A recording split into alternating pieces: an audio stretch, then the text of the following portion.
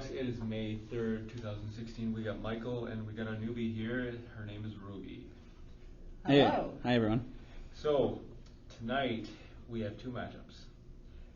The Raptors and Miami in Toronto. And we also have a good one. It is Portland in Golden State. So, we have those. We'll get to those.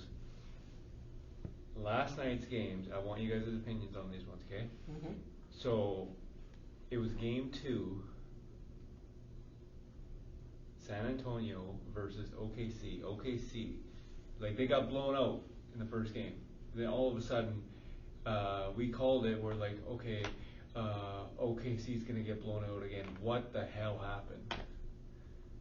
Well, Oklahoma is a very strong athletic team. They've got two superstars, KD and Russell Westbrook, and they came to play this time after being embarrassed, and it still came down to a rather controversial call right at the end.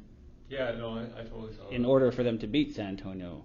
But still, they took away home court advantage with this move, so the results justify the means, I suppose. Well, it just takes a good shellacking to bring your A game to the game, right? Yeah, that's a very good point. If you get whipped hard enough.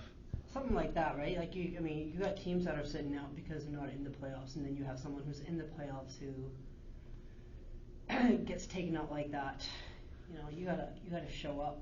So KD's last year on his contract, is that the reason why he's doing this? Yesterday he was phenomenal, and so like he doesn't want to go out of OKC getting swept. Because I was ready to get the broom out. I was ready to go to Walmart and buy a broom. I swear to God. And then all of a sudden it came down to the last point. So OKC won by 1 point. I would never have thought in San Antonio to top it off.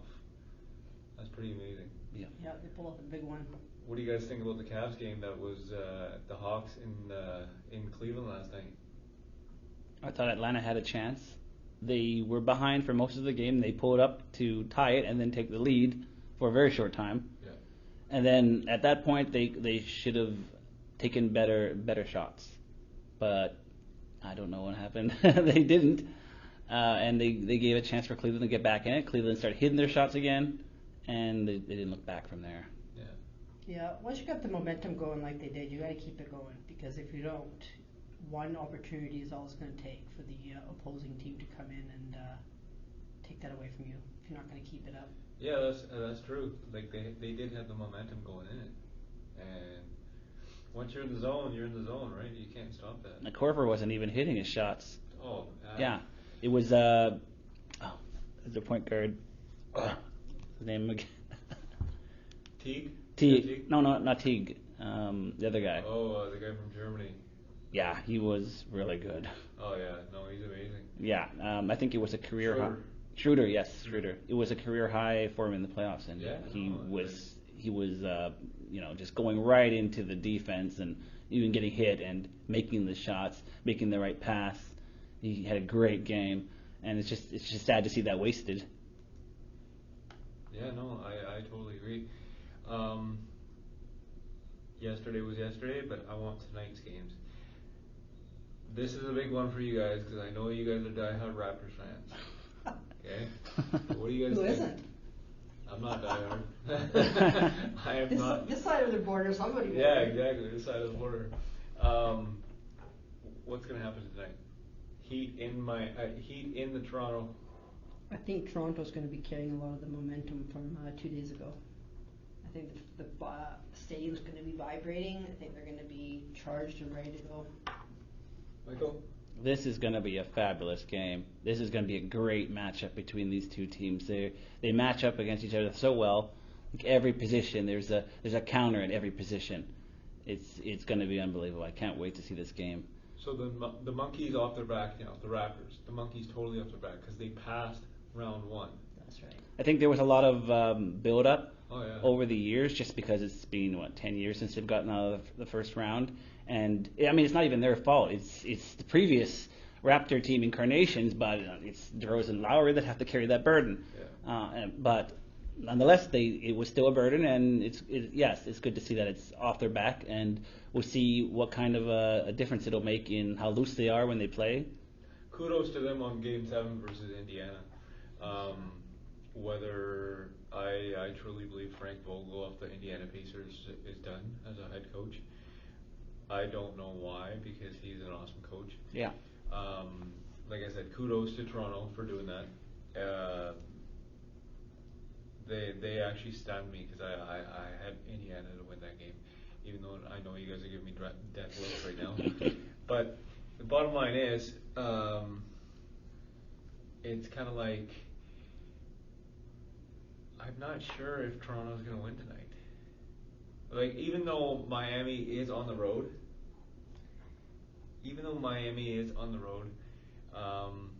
I truly think that the Heat can actually pull off a road win, Game 1.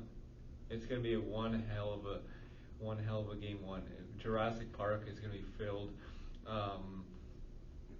There's no other Canadian team in any playoffs, well, no Canadian teams in the NHL. That's why the ratings are just plummeted. So yeah, you guys picking Toronto tonight, right? For sure. I'll pick Toronto, but I think it's going to go 7 games. I agree. These teams are so well matched up. Like one team, like you got Dwayne Wade though. I mean, he's a one standout that could turn the tables because, I mean, he was or could still be a superstar, but will he be able to bring it? You know, can he bring what they need through the entire series?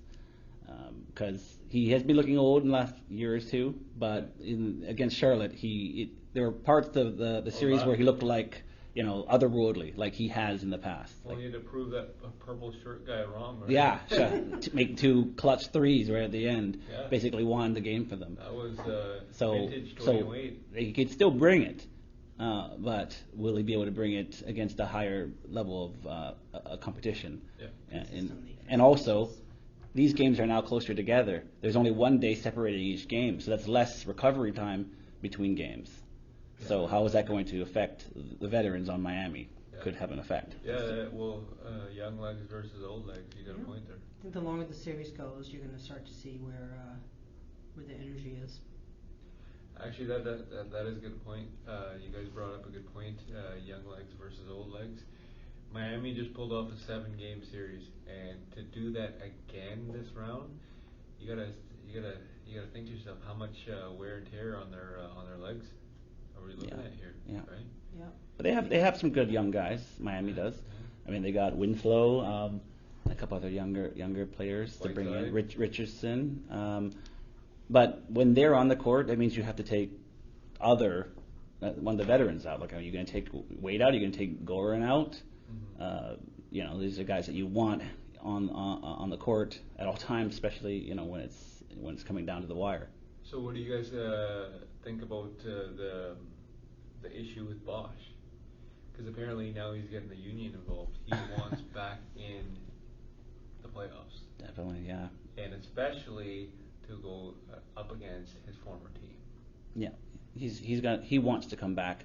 His wife and himself have like this campaign to try and get them to, popular opinion, to help push him back into playing. But it's up to the Miami franchise.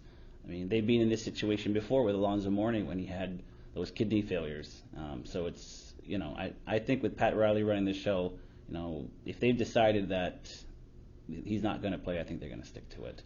I mean, it's life-threatening. In my opinion, sorry, go ahead. No, I was just going to say it's too much of a liability for the organization to allow him to play. And, I think, frankly, for him, the harder he pushes, the more the organization's going to push back. See, in my opinion, Pat Riley is the godfather. Yeah. He is. I got Corleone. Don Corleone. He is the godfather. So whatever he says goes. The only person to defy him was A, Shaq, and B, LeBron James. That's it. I guess I would agree. But if it ever came to a situation where it's desperation time, let's say it's Game 7, and things aren't looking good, will he swallow his pride and just say, okay, yeah, come back just for this one game? No. It's Pat Riley. You don't once he puts his foot down, it's over. It's game over. So I'm thinking no, Bosch is not Yeah, coming back. yeah. No, I don't think the likelihood of a championship is worth what could come down the pipes if this was to go sideways. Yeah, I agree. Let's move over to the West Coast. Golden State and Portland. Portland and Golden State without Steph Curry and Damian Lillard and CJ McCollum putting on a clinic, but then on the other side you have the Golden State Warriors. Who do we got? Yeah, Golden State all the way. I think it's going to be a sweep. Oh yeah. I mean, I think they shouldn't let Curry play. They should let him heal up. They'll need him the next round. I mean, oh yeah. The West Finals. Yeah, like I heard he's shooting, but I mean it's not really running. Like it's just very very moderate shooting exercises. He's got to be, if they have a chance to rest him, get him ready for the next round, and that they can handle things on their own. Why not? I think that would be the best choice. I'm calling Portland for an upset in 7. Oh my. You can make a ton of money if that happens. Yeah, exactly. Yeah, you might as well go to Vegas for that one. I'm sticking with that one. Okay, so this one, I there's no debate on this. There is absolutely no debate. Even without Curry, no offense to the Portland Trailblazers, but these guys are the defending champions, and they rain threes like it's the Amazon rainforest. It's unbelievable. So you cannot have a debate on who's going to win this game or who's going to win this series for all that matters. I want you guys' opinion on this, okay? I was listening to Colin Cowherd's show today, and I don't know, league sources revealed, 2 sources saying that if the Lakers get either any one of the top 3, including the top pick, number 1 pick projected to be Ben Simmons, they will trade that pick because they want value. They want NBA ready players. Now, if that actually happens, are the Lakers making a mistake? Who did they state who they might trade? They are looking at Boogie Cousins. They want Boogie Cousins. If he's available. If he's available, and I think he is because he's a loose cannon. Okay, if he's available, and you have Ben Simmons, do you pull the trigger on that? Yeah, Cousins is an amazing talent, but you have to have players around him. You have to have a strong coach, disciplined coach who can set him in the right direction. I mean, that's the main reason, according to this assumption that they might trade him. It's the same thing. He is a loose cannon. Yeah. In the right situation, he could thrive, but in a lot of other situations, it could be just Sacramento Part 2. Yeah.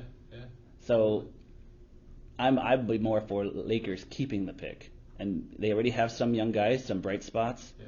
And then adding to that, if you take shortcuts, sometimes the whole thing will fall apart. Exactly. Yeah, I think that you got to really look at what it is that they want out of this. Do they want to take the time to slowly build a foundation of a new team, or do they want to win now? To win. Or now? just put butts in seats. Could be. Exactly. Yeah. If you want to bring It is in LA, some so. big names, you start doing in the trades, right? And I think anybody that comes in top picks and drafts, there's always that stigma that you're going to be hanging around for a while waiting to build your team. Regardless, you're not going to go from the bottom of the barrel to the top. See, my only problem with this one is Ben Simmons is projected to be potentially the next LeBron James. No. Well, I'm just saying that yeah. that's what he's potentially. People have talked about it, but People have talked about but now they're even saying that he might be the 2 pick behind Ingram because behind Ingram. because they during the Buddy Hield knocked on the door. Yeah, during the college games, I mean, there was discussion that Simmons might be a few years off from reaching that potential, Yeah, totally. and Ingram would be more NBA ready now. Exactly. So it's not even a sure thing if you were to get him. Yeah. Well, that's all the time that we have on the Sports Box.